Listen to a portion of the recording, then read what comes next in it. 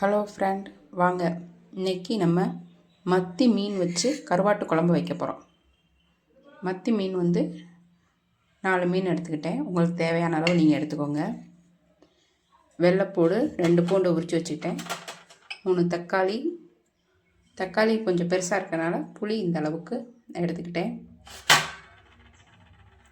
5 பச்சை மிளகா, வெங்காயம் உரித்து கழுவி வச்சுருக்கேன், கட் பண்ணி வச்சுக்கலாம்.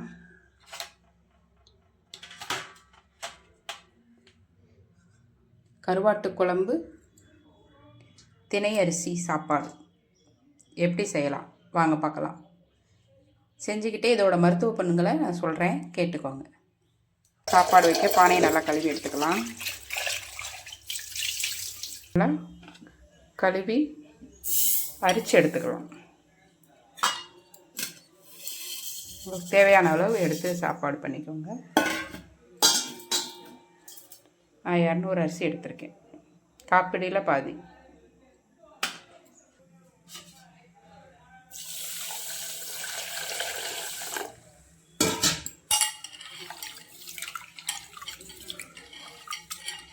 நல்லா கழுவியாச்சு. இப்போ அரிச்சிக்கலாம்.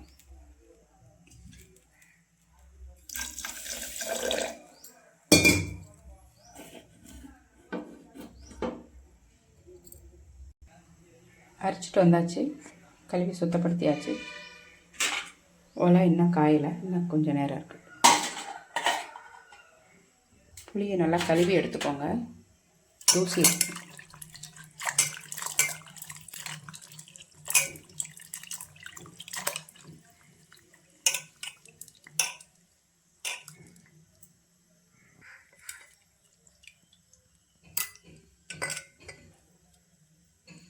கழுவிக்கோங்க, எவ்வளோ தூசி இருக்குது பாருங்க.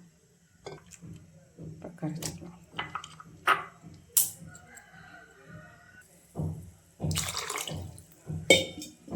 கொஞ்ச நேரம் ஊறட்டும். கருவாடு க்ளீன் பண்ணிக்கலாம். க்ளீன் பண்ணி இதையும் தண்ணியில் கொஞ்சம் நேரம் ஊற வச்சோம்னா அதில் இருக்க அதிகப்படியான உப்பு கீழே இறங்கிடும். அப்போ நமக்கு குழம்புல உப்பு அதிகமாக தெரியாது.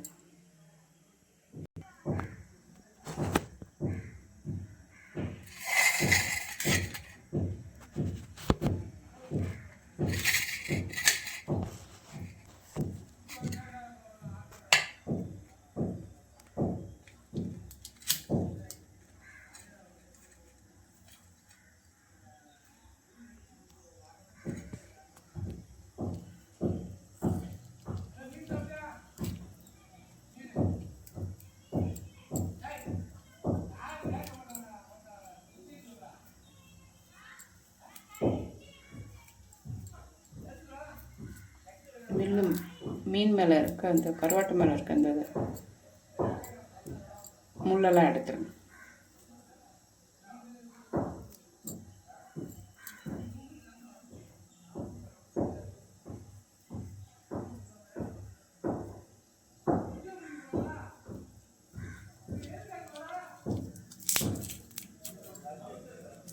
செதியில் பிடிச்சிரும்.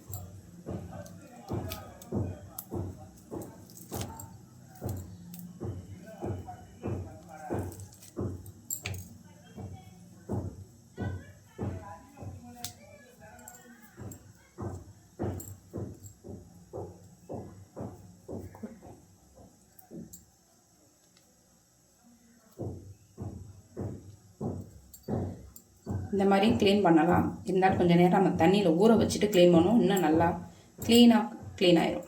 இருங்க, தண்ணியில் ஊற வைப்போம். கருவாடை தண்ணியில் ஊற வச்சுட்டு க்ளீன் பண்ணால் இன்னும் நல்லா க்ளீன் ஆகும். இது நல்லா காஞ்சிருக்கனால சுத்தமாக வரமாட்டேங்குது.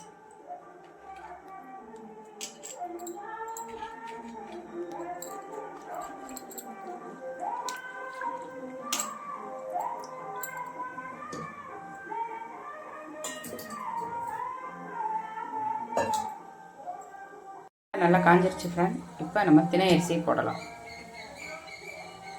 தண்ணி அதிகமாக இருக்குது, தண்ணி மோந்து வச்சிடலாம்.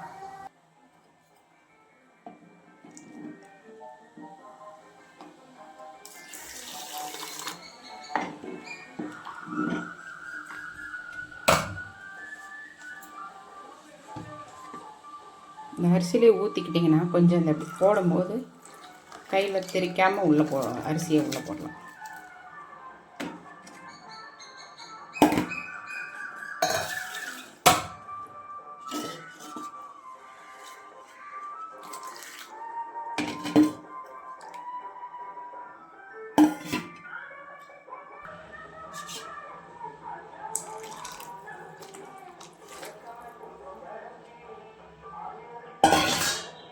தேவையான அளவு உப்பு போட்டுக்கலாம்.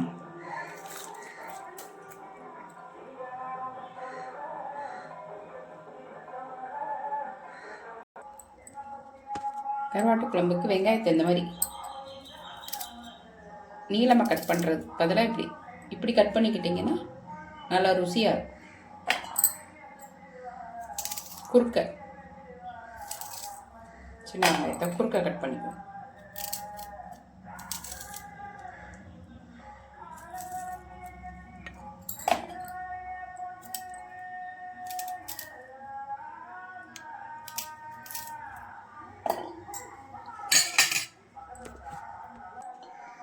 சாப்பாடு இன்னும் கொதி வரலாமா ஃப்ரெண்ட்? இப்போ தான் முறப்பொடி வருது.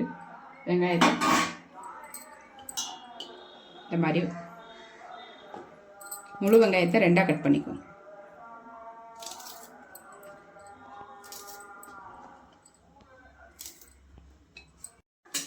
சாப்பாடு நல்லா கொதிச்சு வேகுது ஃப்ரெண்ட். பாருங்க, அரை வேக்காடு வந்துடுச்சு. இன்னும் கொஞ்சம் நேரம் இருந்தால் போதுமா.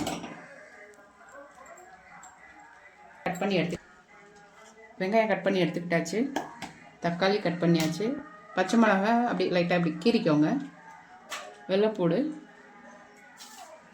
வாங்க எப்படி வைக்கலான்னு பார்க்கலாம்.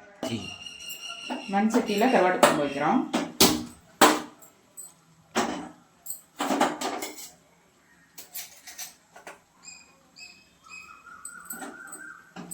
சட்டி காயட்டும், எண்ணெய் ஊற்றலாம்.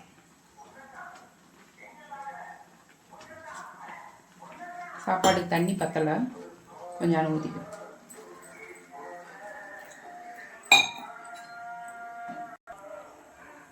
சட்டி நல்லா காஞ்சிருச்சு. மரச்செக்கில் ஆட்டினா நல்லெண்ணெய் தேவையான அளவு ஊற்றிக்குவோம்.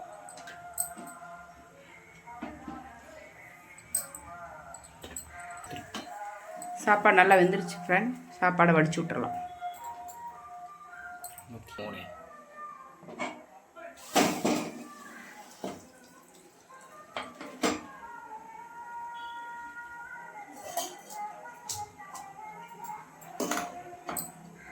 எண்ணெய் காஞ்சிருச்சு. கடுகு போட்டுக்கலாம்.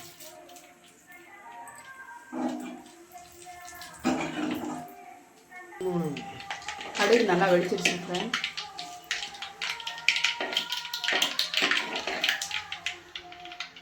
வெங்காயத்தை போடலாம்.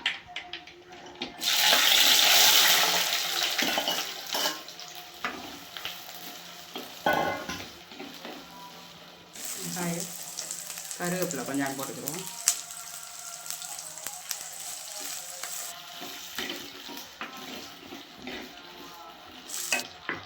வெங்காயம் வதங்குறதுக்கு கொஞ்சம் உப்பு போட்டோம்னா கொஞ்சம் சீக்கிரம் வதங்கும்.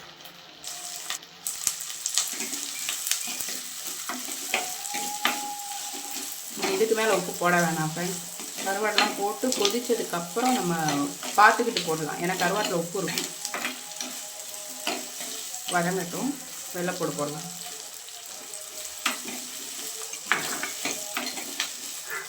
பச்சை மிளகா போட்டுக்கலாம். இதெல்லாம் ஓரளவுக்கு நல்லா வதங்கினதுக்கப்புறம் தக்காளி போடலாம்.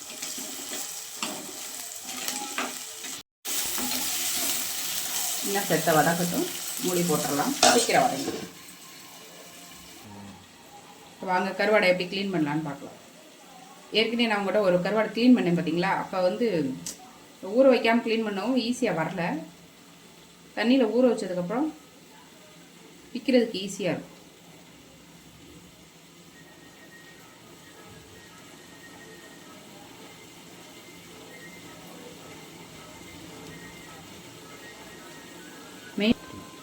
மெயினாக இந்த குடலை சுத்தமாக எடுத்துருங்க.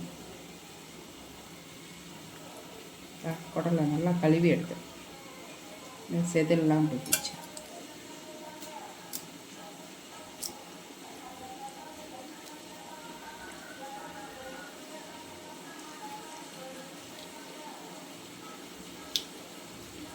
வந்துருச்சு பாருங்கள், எப்படி வருது பாருங்கள்.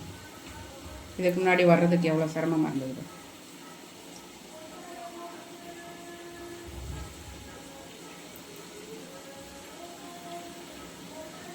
கத்தி வச்சு லைட்டாக எடுத்துக்கலாம்.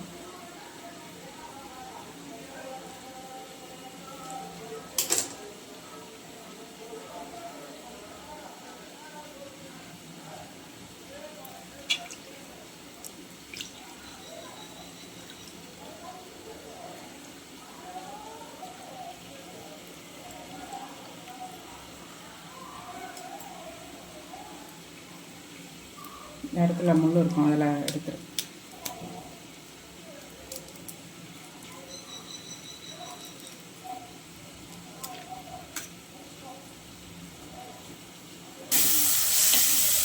வெங்காயம் நல்லா வதங்கிடுச்சு. இப்போ நம்ம தக்காளி போடலாம்.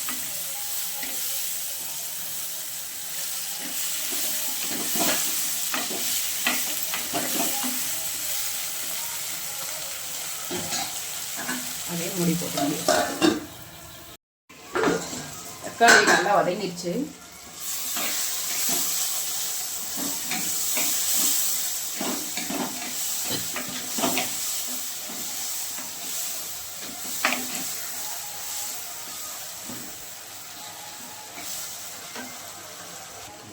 புளி கரைச்சாச்சு.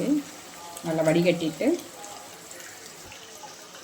ஒரு தடவைக்கு 2 தடவை நல்லா வடிகட்டிக்கோங்க. அப்போ தான் அந்த திப்பிலாம் உள்ளே வராது. மசாலா ஒரு 1.5 ஸ்பூன் போட்டுக்குவோம். 1 ஸ்பூனு, இது 1/2 ஸ்பூன், ஒரு 1/2 ஸ்பூன். நல்லா வதங்கிடுச்சுங்க. இப்போ மசாலா ஊற்றணும். இது நல்லா கொதிக்கவும் நம்ம கழுவி வச்ச கருவாடை போடலாம். தேவையான அளவு ஊற்றி கொதிக்கணும். உங்களுக்கு எந்த அளவுக்கு குழம்பு வேணுமோ அந்த அளவுக்கு. உப்பு போட வேணாம். கருவாடு போட்டதுக்கப்புறம் கொதிக்கவும் பார்த்துட்டு போடலாம். மூடி வச்சலாம், கொதி வரட்டும். கடுவார் நல்லா க்ளீன் பண்ணியாச்சுங்க. இந்த இடத்துல முள் எடுக்காமல் விட்டோம்னு வச்சுக்கோங்களேன், இதுக்கு கரைஞ்சி சாப்பாட்டில் நமக்கு சாப்பிடும் போதெல்லாம் குத்தும். இது கருவாடு அப்படியே எடுக்கும்போது கொஞ்சம் சதையும் சேர்ந்து தான் வருது உங்களுக்கு. நல்லா க்ளீன் பண்ணியாச்சு. கொதி வரவும் போடுவோம்.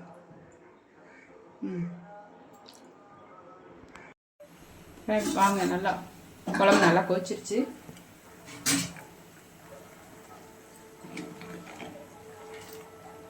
இப்போ நம்ம க்ளீன் பண்ணி வச்சுருக்க கருவாடை போட்டுடலாம்.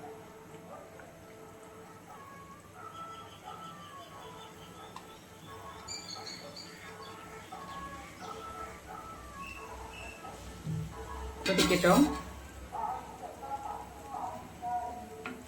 அதான் மிளகாப்பொடி வடகு போகும். சாப்பாட்டில் தண்ணி நல்லா வடிஞ்சிருச்சு. நிமிர்த்திடலாம்.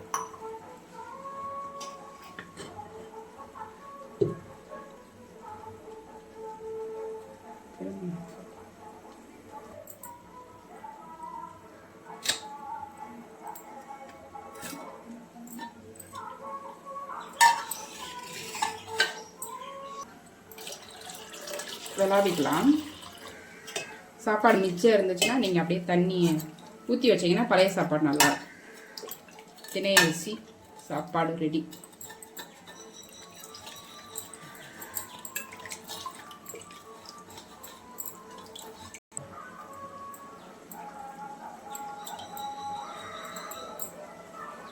பாருங்க ஃப்ரெண்ட், எப்படி சாப்பாடு வெந்திருக்கு பாரு.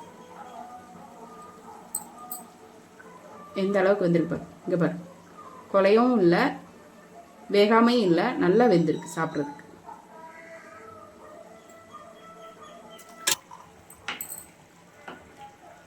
ரொம்ப அப்படி இப்படி கண்டாதீங்க, லேசாக அப்படி கிண்டுவோம். அப்போ தான் வந்து கருவாடு உடையாது. இந்த நேரத்தில் நீங்கள் உப்பு கரெக்டாக இருக்கான்னு பார்த்துக்கோங்க.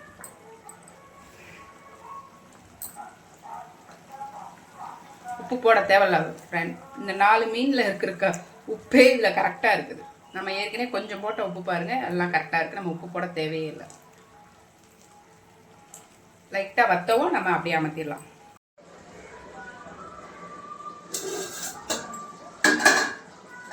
குழம்பு நல்லா வத்திடுச்சு ஃப்ரெண்ட்.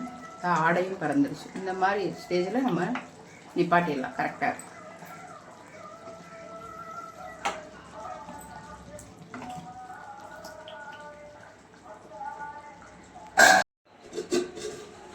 மத்தி மீனில் உள்ள சத்து என்னன்னு தெரியுமா ஃப்ரெண்ட்? இதில் வந்து வைட்டமின் டி, ஒமேகா 3 கொழுப்பு அமிலங்கள் மற்றும் புரோட்டீன் வந்து அதிகமாக இருக்குது. இது பாரம்பரியமான மீன். உங்களுக்கு வாங்க சாப்பிடலாம்.